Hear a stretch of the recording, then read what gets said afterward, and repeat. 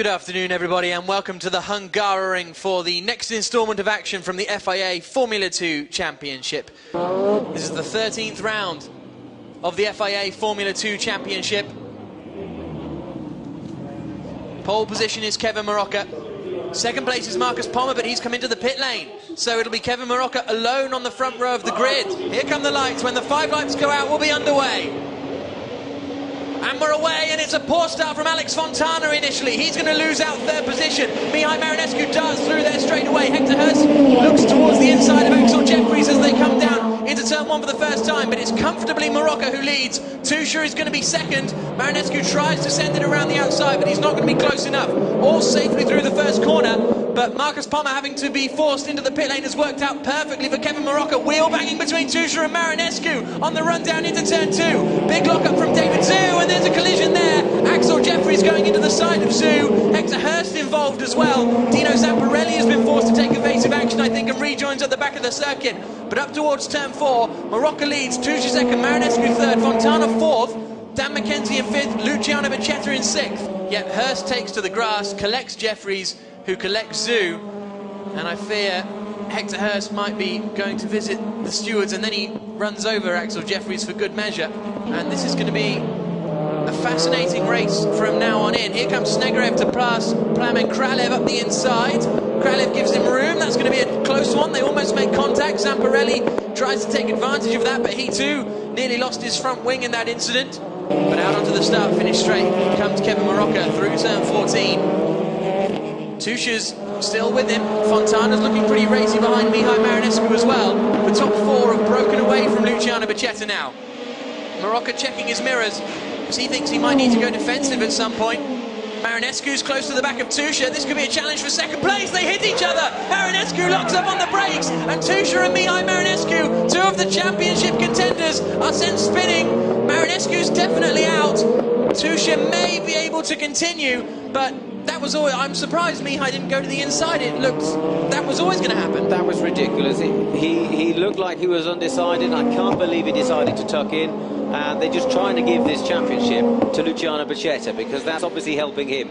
Absolutely. Once they all come together, it really is an open goal for Becchetta because all of a sudden he's up into 3rd position. It's absolutely incredible good news for Luciano, but race leader is still Kevin Marocca. Fontana managed to close in a lot throughout that, actually. Even though there were 2 cars in between him that ended up taking each other out, he still seems to have somehow closed the gap to Kevin Marocca. There is Tusha. And here's the, well, I don't...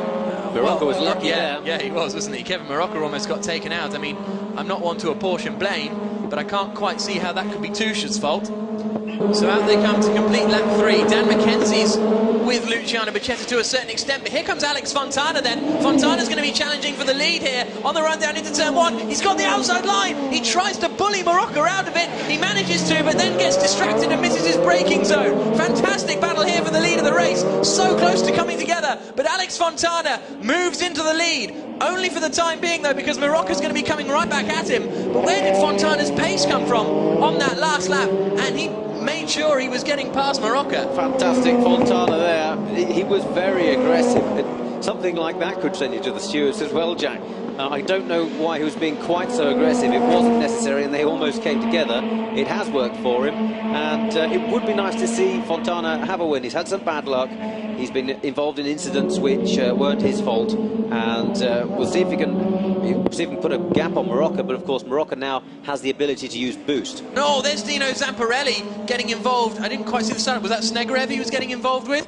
I wasn't quite looking at the screen when we saw the car on the inside. It would have been Snegerev, yes. So that was on the run up towards turn 4, which isn't a great place to have a moment, is it? Matteo Tusha, after that incident with Marinescu, has now retired from the race. So Tusha, Marinescu and Pommer all out of the race, which is brilliant news. Here for Luciano Becchetta anyway. Here comes Zamparelli up the inside into the chicane. And that is going to be job done. Gonda tries to send it around the outside. He's got no chance of dealing with that one. Zamparelli has now got past Snegerev and is up into 6th place. McKenzie might get a run out here, and he has, so they get alongside each other. Becchetta on the inside, McKenzie on the outside. Will Becchetta opt its best to yield? No, he won't. He holds the inside line, but now they're in the boost zone. So Mackenzie will have the opportunity to get an extra 75 brake horsepower coming out of turn 3. Here's Kralev and Zhu having a bit of a ding-dong. Zhu, whoa, throwing it to the outside. There goes the back end. They come out to start the final lap of this 22-lap race. Fontana comes across the line to begin it now. Kevin Marocca has got the gap down to 3.7 seconds, so Fontana cruising for these final few laps. The gap between Becchetta and Mackenzie is 0.7 of a second. There may have been some fortune in the early parts of the race, but I don't think anyone today could have dealt with the pace that Alex Fontana has shown. He comes out of turn 14 and for the first time sees the checkered flag in FIA Formula 2. There's his old F3 Open team on the pit wall congratulating him. That's really nice to see. Fontana wins. Kevin Marocca finishes in 2nd place. 3rd position is Becchetta, just ahead of Dan Mackenzie, 0.8 of a second ahead, in fact. Here comes Christopher Zanella out of the final corner to finish in 5th place. Great battle between Becchetta, Mackenzie and Zanella for the majority of that race before Zanella mysteriously dropped back a little bit.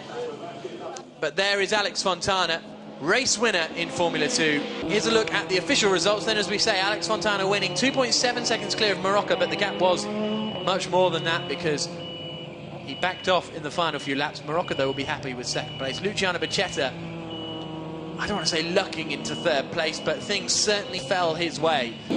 Alex Fontana, the winner of the 13th round of the season of FIA Formula 2. And there is his trophy, awarded to him by Goran Bengtsson, the general manager of Yokohama Scandinavia. So the champagne is sprayed here on the podium at the Hungaroring.